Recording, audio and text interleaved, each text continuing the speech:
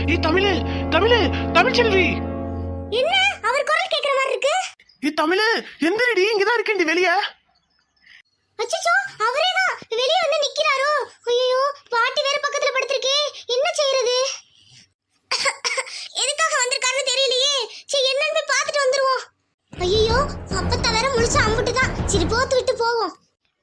என்ன தமிழு, குளிர் காய்ச்சனால இழுத்து போத்திட்டு தூங்குறியா? இதுவும் நல்லதுதான், உன்னை அப்படியே கடத்திட்டு போயிடுறேன். அந்த கூல் சுரேஷ் நம்ம சொன்ன காரியத்தை செஞ்சிருப்பானா? தமிழ் செல்வியை கடத்த போயிருப்பானா?